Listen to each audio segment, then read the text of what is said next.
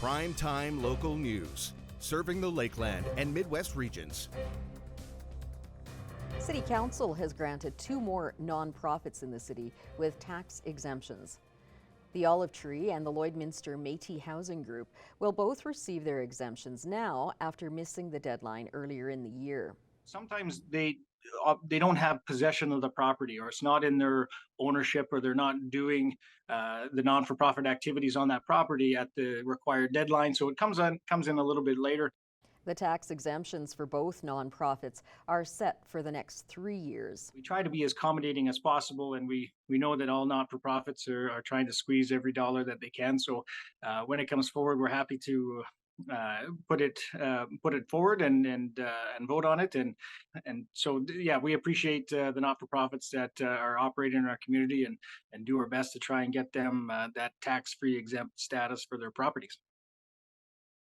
Starting June 20th, the Vic Juba Community Theatre will be hosting Saskatchewan's best country music artists at the SCMAs. Our Callum Hawker sat down with the general manager to get more info. I'm joined by Jen McConnell, the general manager at Vic Juba Community Theatre, giving us some insight about the Saskatchewan Country Music Awards that is coming to Lloydminster in just a couple months. Jen, thanks so much for your time today. How are you doing?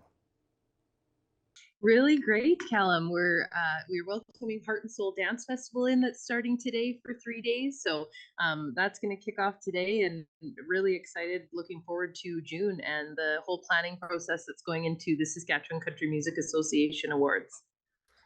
So tell me a bit about the Saskatchewan Country Music Awards for someone who's never been. The Saskatchewan Country Music Association has been in existence for 35 years, so this will be the 35th year that they're hosting their annual awards show. There is 29 awards up for nominees to qualify, and so there's things like Female Artist of the Year, Male Artist of the Year, Indigenous Artist or Group of the Year, there's Producer, there's just a bunch of different awards that go out to those that work really hard in Saskatchewan to make it big in the industry. So we're really pumped to be the first time ever that we'll be hosting here in the border city of Lloydminster, Alberta, Saskatchewan, and really excited being from Saskatchewan to celebrate the homegrown talent that we have right in our backyard and the entire province.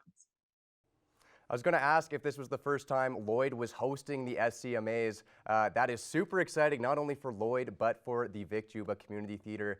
Now, Jen, is there any performances that are going to be going on from these artists?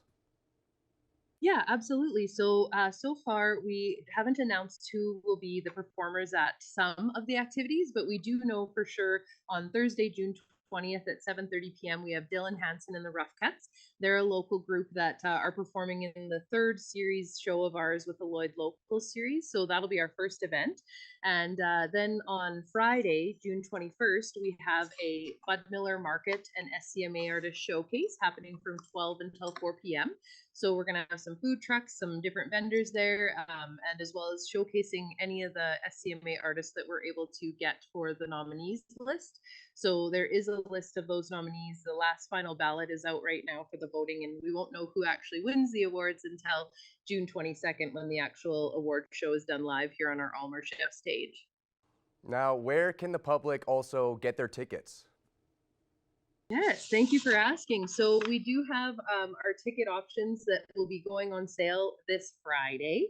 So individuals that are interested, they can get a 3-day option, a 2-day, or the award show only. So those are different varieties where we're hoping people will be able to join us for the whole set of events. But if not, then definitely want to make sure you'll be here for the awards show themselves. It's a really cool, phenomenal production for anyone that's been to our space before. We're going to be revamping the stage, and with the help of our sponsor, Maz Entertainment for production, we're going to really jazz it up and make sure that we really have everyone celebrating the amazing achievements and the fact that they're in our city. So really hoping we'll have a lot of tourism and folks that are new, never been, and maybe want to come back again and either perform at the theater or check out more that Lloydminster has to offer. So this Friday is when those tickets will go on sale. There is early bird pricing. So for anyone that's, maybe like myself watching the bottom line on things, it's a perfect time to pick up those tickets at a discounted price. Those prices will be available till April 30th, and then they'll go on to regular ticket pricing. And lastly, Jen, how can people stay updated in, who's going to be performing at what times? Yeah, just to keep posted, if they want the insider information, our e-newsletter on our website, vicjubatheater.ca, is the best spot to sign up. We always appreciate all of our patrons that support Vic Juba Community Theater, but that is one way to make sure that you're going to see the information first. Just stay tuned because we're going to be making announcements on who's performing. We have already a really exciting individual that's going to be hosting. That is definitely, I can tell you, a fan favorite. So that'll be announced probably early next month once we have all those contracts signed and T's crossed and I's dotted, but that's one that people are definitely going to want to see. So keep your eyes peeled, and I would even encourage folks now to get their ticket for that because it is going to be a stellar lineup of quality performers, whether you know the name or not.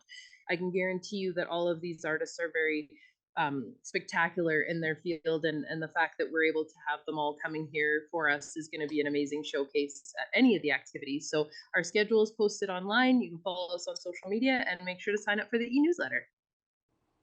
Thanks so much, Jen. This is a super exciting event coming to Lloydminster and the Vic Juba Community Theater. I'm sure a lot of people are going to be grabbing their early bird tickets very shortly here. So thanks again for your time. Thank you. Abby St. John joins me now with the weather.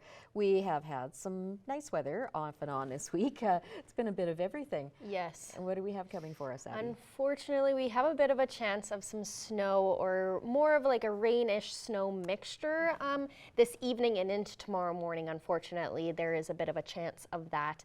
But today, it was quite a gloomy day out today. We're currently sitting at +6, so at least we're above 0. I think that's the best news out of everything. It feels closer to +2, but again, we're still above 0. So that's still a silver lining, even though it wasn't that sunny, and we are expecting some snow. 28-kilometer-per-hour wind, so we are sitting very windy. And then in Alberta, 6 degrees also out in Marwayne, 3 in Provost and out in Edmonton, 5 in Wainwright, Vegreville, and St. Paul, Bonnyville, and up in Lac La Biche, 4 in Cold Lake, and 8 out in Vermilion. In Saskatchewan, 6 degrees in Pearsand, Green Lake, Meadow Lake, 5 degrees in St. Walburg and Maidstone, 2 in Macklin, and 3 up in Isle La Crosse and in North Battleford. Overnight tonight in North Battleford will drop down to 0 degrees, considerably cloudy, so there will be a lot of overcast overnight, and there's about an 80% chance of some evening showers in spot, which will then be followed by some ice later on in the evening. So definitely walk with caution when you are going outside tomorrow, or if you are leaving this evening as well. Any point of the evening where there is rain, definitely be cautious. 24-kilometer-per-hour winds. And then tomorrow, daytime high of +10. It will be partially sunny and milder, and then there's about an 80% chance of a passing shower. So there's a shower passing through North Battleford, 20-kilometer-per-hour wind. So it will feel quite chilly out tomorrow, but hopefully with that +10 degrees as the high, it won't feel too bad. Overnight tonight in Cold Lake will drop down to -1, very cloudy overnight, and there's a 66% chance of some snowfall accumulating, coating to about 1 centimeter, 19-kilometer-per-hour winds. And then tomorrow, a daytime high of +6, so it will be cloudy in the morning, and there will be about an 80% chance of additional 2 to 4 centimeters of snow. And then there should be at least some sun in the afternoon to look forward to with 15-kilometer-per-hour winds. Overnight tonight here in Lloydminster will drop down to -1. We have a 94% chance of some snow and sleet on and off overnight tonight, accumulating about 1 centimeter or 2 is predicted. 20-kilometer-per-hour winds as well. And then tomorrow, to break down the day, 0 at 6 a.m. and there's a 69% chance that it'll start snowing again in the morning, but then it should taper off by the afternoon. 4 degrees by noontime, mix of sun and cloud, 15-kilometer-per-hour winds, 6 by 6 p.m., and then 2 degrees by midnight. And then over the next 3 days, we have a high of +7, a low of -2 for tomorrow. And then on Saturday, plenty of sun is predicted, so that's always nice to look forward to, with a high of +9 and a low of -8. And then on Sunday, unfortunately, those clouds come back with a high of +8 and a low of 1. So relatively warm-ish weather, but we will have that experience some snow/rain weather tomorrow. But that's the first look at your evening weather forecast. We'll have more news coming up after the break.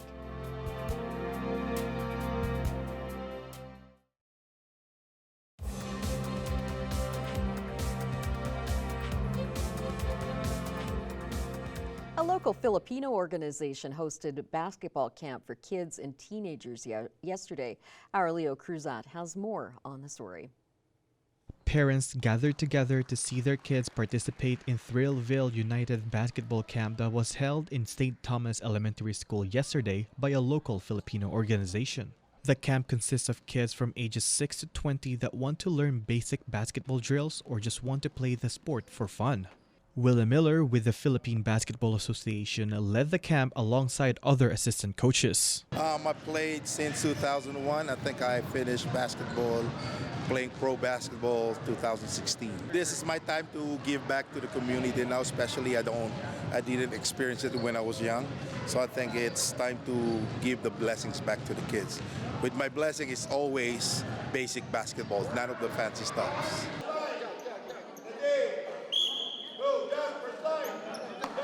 And since a young age, Coach Miller has been very passionate about teaching kids basic basketball skills. Every time I see kids on the court, when I'm on my way to my own practice, I'm seeing them doing all the fancy stuff. I try to stop, park, and then teach them real quick. They like the basic of basketball, how to shoot properly, how to lay up properly, how to dribble properly. According to one of the organizers, Leo Aguinaldo, 80 participants registered for the basketball clinic. We are very happy with the turnout. We are only expecting 25 to 30 kids, but we doubled up the number, so I'm really happy to see everyone show up and show the love for the sports. Aguinaldo added there is one main factor why the organization conducted this type of physical sport camp. You know what? This is one thing that we could do to our kids when it comes to taking them away from screen. Screen time is taking a lot of their time. They have school, and then right after school, they're going to do homework, and then after that, what happens in their rooms. So this is one good event where we could gather Filipino kids, Filipino-Canadian kids, or Canadian friends to come together and enjoy the sport. Although there is no information yet for the next basketball clinic, Aguinaldo said that they are willing to invite Coach Miller again. He also added that they are in a grassroots level on making a U18 basketball association for Filipinos and Canadians. Lee Cruzat, Primetime, Local News. The Lakeland Rustlers had a 2023-24 season to remember, whether it was winning gold or hosting a national championship. The Rustlers have a lot to be proud of from this past season. Our Thomas Wildman has more. Today I'm joined by Alan Rogan, the athletic director of Lakeland College, and he is here today to give us a wrap on the Lakeland Rustlers season for all of the teams, as well as some of the other events that the Lakeland Rustlers did throughout the year. And so thank you so much for joining me once again, Alan. Thanks for having me. So let's start with the really big part that the Lakeland Rustlers had this year, hosting the National Women's Basketball Championships. We've talked about it before, about how you guys went about getting this, and now, of course, a few weeks away from that. So just reflections on that, because it was definitely a very exciting event for all of us, and just how it went for you guys as an organizer, and of course getting the win as well was fantastic. Yeah, absolutely. It's you couldn't have written it up even better than what happened in the end. Great opportunity for Lakeland College to host the national championship. Last one we hosted was 10 years ago, and a great opportunity to bring that type of an event into Lloydminster and share the excitement with the entire community. We basically sold out the final game, the gold medal game, and everybody pitched in. It's the great part about being in a community this size is the whole community is involved in what you do, and our institution, the city, it was just fantastic. And of course, winning the national title didn't hurt, right? So fantastic. And the women's basketball team obviously getting that gold medal at home, but as well the women's volleyball team heads to Red Deer and gets the gold medal. First time ever, correct, for Lakeland Rustlers to have two national championships in the same year. Just how impressive is that you guys have two programs, and all the other programs, of course, did it fantastic this year as well, to have such a fantastic year this year. Yeah, it's, I keep saying this every year, it's our best year ever, and it truly is. To win back-to-back national championships for a team doesn't happen often, and then to win two national championships with two different programs in 2 weeks is rare. So yeah, huge accomplishment for our programs. It was so great to see those student athletes be successful and to celebrate, and to see that happened to a smaller post-secondary like Lakeland. We're not really small, but we're not one of the bigger ones in the country, and to be able to achieve that success, it's you don't see too many institutions being able to do that. So yeah, huge accomplishment. A lot of work went into it by our coaches and our student athletes and our staff to make all that come through at the end. But when you win, all the work and the time you put in doesn't seem like work anymore, right? It just seems like it was just time spent. So I'm sure our coaches and our athletes would say that over the year. And then talking about some of those teams that were still very successful, didn't get the gold medals, you had the women's hockey team getting the silver, and then pretty much every gym sport and all the sports here over this winter-ish season all were making the ACAC championship. So I think a total of 8, which was the highest in the whole conference, and just how impressive that is, that the whole, and you talked about this at the awards, that the family that Lakeland Wrestlers has just become so strong with all the players and the coaches to become, and how they all build each other up. Just talk about the strength that the Lakeland Wrestlers family has really become over these last few years. Yeah, it's so great to watch the program grow over the years to where, we had a bunch of individual programs that started and everybody was focused on their success with their team, and now what's happened is each program, each team is becoming successful, and not every team can win every year, right? But what's happening now is they understand that their success is the department's success, and we all share in successes. So it makes it this one big family where everybody celebrates victories for each program, and then how our community is basically coming on side and just celebrating with us. And that's what we want, is we've gone from this we've gone from a positive culture to a family mindset to this nation of people who are part of who we are and our successes, and it's so great to see that camaraderie, that support inside of, not just inside of our department, but our institution and in our community. It's just great to have everybody involved. And then finally, for next season, we were talking just a little bit beforehand about how you guys are looking to host a few ACAC championships. Just talk to me a little bit about that and some of the other big things coming up this summer, and of course for next season for the Lakeland Wrestlers. Yeah, it never stops for our coaches. They're out on the road recruiting right now. They always have a lot going on, and then basically we're starting work on preparation for next year's season. Yeah, to get ahead of it, obviously. And a couple things we did do is we did put in bids to host the ACAC Men's Volleyball Championship and the ACAC Futsal Championship. We put bids in. Once again, we have to go against other institutions who bid, but we'll know whether or not we're successful in those bid opportunities in May at our AGM. Fantastic. Well, it was a pleasure, as always, Alan, for you coming in today, and as well as allowing me and the rest of our crew here to cover all of the Lakeland Wrestlers sports. And good luck to you guys for next season. And of course, we will have more Lakeland College Wrestlers programming and coverage coming up throughout the rest of this year and into 2025. Time now to take a look at all of the pet pictures that you've been sharing with us on social media.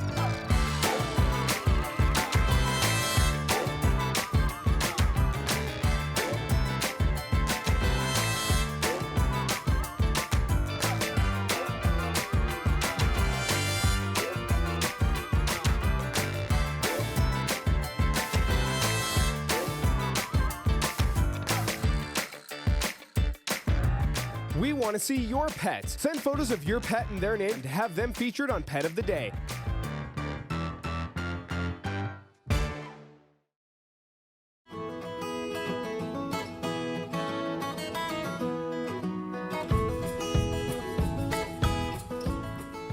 I'm at Border Paws Animal Shelter for our edition of Pet Project this week on a different day, but we're still here, and today we have R2D2. He is an adorable, adorable cat. However, he's a little special. He is an amputee and only has 3 legs. So tell me about his story, how he came to be, and the unfortunate incident that led to him having to be amputated. So we're not sure exactly how his leg was injured. He did come in as a stray through bylaw. We've had him since December 22nd. We noticed he was kind of walking funny and had him checked out by the vet, and turned out he had a very, very badly broken femur. So the only option there was to amputate. But he hasn't let that slow him down at all. He is so full of life, so playful, so lovable. All he wants to do is play with these other cats. He's great with cats. He's great with kids. And it's actually thanks to the generous donations of people putting into our sick and injured animal fund. It's because of those people, because of that generosity, that we can help animals like R2D2 with those medical expenses, because amputations are not cheap.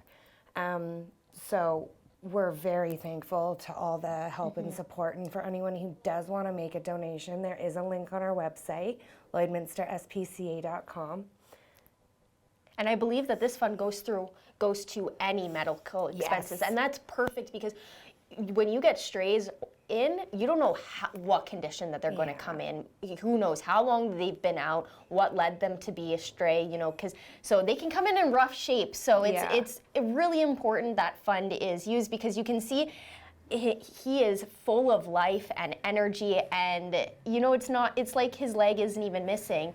And that wouldn't have been possible, like you said, without the fund and without being able to amputate. So that's amazing that he's full of life, and he's quite feisty. Yeah.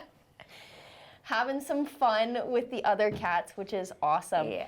Now, moving on to some events coming up, or not so much events. You have an AGM meeting Yes, next our week. annual general meeting will be on Tuesday, April the 9th at 6:30 p.m. here at the shelter. So for anybody who wants to have their voice heard or has any questions, it would be the perfect time to come on, check it out. Some of our board members will be here.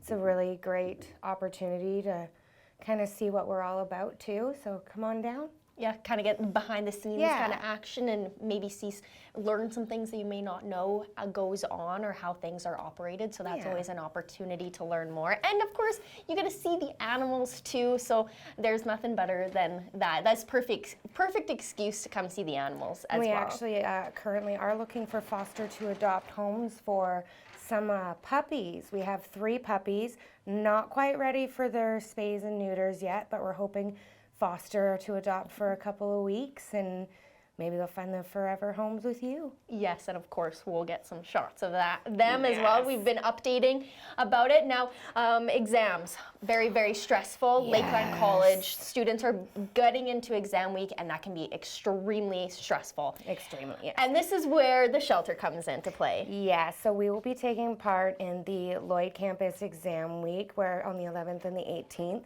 we'll take a couple animals down there, hopefully relieve some stress, maybe find somebody, their new forever buddy. Yes, that would be perfect. Yes. And you know, that is the biggest stress relief, especially when you're going through something like exams for university, whether it's your final exams or your first exams or anywhere in between. It's always stressful. So that's a great opportunity for the students at Lakeland College. Now, same question as every week. Are there any donations that you're in need of? Yes, well, with the springtime coming, it is kitten and puppy season, so we are in the need of litter boxes, kitten kibble, wet kitten food, dog food, wet dog food especially, canine enrichment as well, toys, dog treats, leashes, things like that would be greatly appreciated. Awesome. Well, thank you so much for joining me today in R2D2. He's so full of life, and you wouldn't even know that he has 3 legs. It does not stop him, and he'd make the perfect addition to any household. Definitely a high energy kitten for sure. So if you got kids, he would, I feel, fit right in with a family with small kids for sure.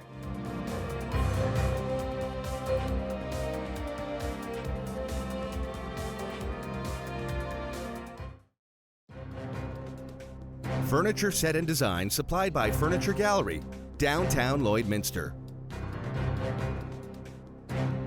I have a special guest joining me today on Primetime Local News. Michael Ravenhill is here. Michael is the CEO of the David Foster Foundation. Michael, thank you so much for joining me today. It's a pleasure to be with you again. Well, we seem to have this conversation once a year, and I guess maybe we should have it more and continue to create awareness. But we're talking about April because it's a special month and it is National Organ and Tissue Donation Awareness Month. And the David Foster Foundation, obviously, this has been something that's been very close to David's heart for quite some time. So before we kind of get into it here, Michael, let's just talk about what the David Foster Foundation does. Well, the David Foster Foundation started 38 years ago when David received a call from his mother. And David was living in Los Angeles at the time. His mother was from Victoria, British Columbia, where I'm from as well. And that's where David and I met. But David's mother called him and said, would you just go and see a little girl who's at UCLA Medical Center waiting for an organ transplant? And in those days, in the 80s, we didn't do transplants in Canada. We had to actually fly to the United States. And so David, you always do what your mother tells you to do. So David went to the hospital to see this little girl, and she was waiting for this major organ transplant and had been waiting a little while. And David was talking with them, saw that they were quite stressed. And then as he was about to leave, David said to the little girl, he said, is there anything that I can do for you? And he thought that she would say, oh, I want to go to Disneyland, or I want to see this celebrity. But she didn't. She just stopped and looked David straight in the eyes and said, I just want to see my sister. And David was, perplexed by that. And he asked a few more questions. Well, what he found out is that this family didn't have the resources or the funds to pay for their sister to come down from Victoria to LA. So David said, I'm going to make that happen. And sure enough, he did. He called the little girl's aunt, and the little girl's sister came down with her aunt, and David picked them up at the airport, brought them to the hospital. And he said, when those two little girls' eyes met, he said, and connected, he said, that was it. That was the moment. He said, this is going to be my foundation, and I am never going to let this ever happen again. So 38 years later, 1,400 families plus, and millions of dollars in support of these families. That's how it happens. You do what your mother tells you to do, and you never know what could happen. Well, and one of the things is promoting the awareness and trying to get more people to sign up to be organ donors. And I'm always very surprised to see that Canada is not the best when it comes to rates of organ and tissue donation. So why do you think that is, Michael? I think a big part of it is education and awareness. As Canadians, or as North Americans as a whole, we live in a very privileged and a blessed country in Canada. And until you are brought into a situation like this as a family, and if you're given the news that your child is needing an organ transplant, if they don't get it, they're gonna die. You don't realize of these needs. Canada, we could do a better job at educating, and that's a big one. And that's what we're trying to do. Right now, where the big part about the Foster Foundation and Organ Donor Awareness Month is to educate the general public of the need and the importance of becoming a registered organ donor. So, when we look at it, one organ, here's an interesting stat for you. One organ donor can save up to 8 lives, or can improve the quality of life up to 75 people. How amazing is that? If you became a registered organ donor, what a wonderful life legacy. Well, and one of the living examples of that is a little girl named Bella Brave from Swift Current. Many of our viewers will be familiar. You're familiar, of course, because the David Foster Foundation has helped her family from the beginning. And she recently received a bowel transplant, which has saved her life. So how does it feel, Michael, to know, personally you see these stories and know how much the foundation is helping these families? Well, when we can step in, and what David says all the time is that, it's not about us, it's about all of our donors and all of the people that contribute to help these families financially. And it's the transplant teams and so forth. It's a wonderful feeling, though. We have so many families that are waiting. There right now in Canada, there's over 4,500 families, or people, I should say, waiting for a major organ transplant. 1,600 people per year are added to that transplant list. So when we can take one more off that list and we can save one more child or one more person, I mean, it's one of the greatest feelings. Unfortunately, we lose family members, we lose children. That's the sad part of all of this. But if we can at least save one more, I mean, that's what we do every day. It keeps me up late at night, gets me up early in the morning, and I know it does with David. We're just saying, wow, if we can increase that organ donor registration rate, we will save more lives. And what better than having a foundation that could do that? So I know that the David Foster Foundation obviously encourages people to sign their organ donor card, but people can also help out in another way too, and that's by donating to the foundation. So Michael, if anybody would like to do that and even find out more information, on the other side of things, if you have a family member who is in need of a transplant and the foundation could help, where's the best place to go to get all of that information? Yeah, the best place is davidfosterfoundation.com. All of the information, the stories, the facts, you can register to become an organ donor on our site. You can click on where you register, and we have a map of the country. You could click on your province, and then you can register. It takes 2 minutes. You can make a donation there as well. And all of that money, 100% of it, goes to those families. Well, Michael, it has been a pleasure speaking with you once again, and I know we'll chat next year, but maybe we'll try and make this happen more than once, so we can keep the awareness going as well. Thank you again for speaking with me. Thank you so much for all you do as well. That is all we have for you this evening. Thank you so much for joining us, and have a good night.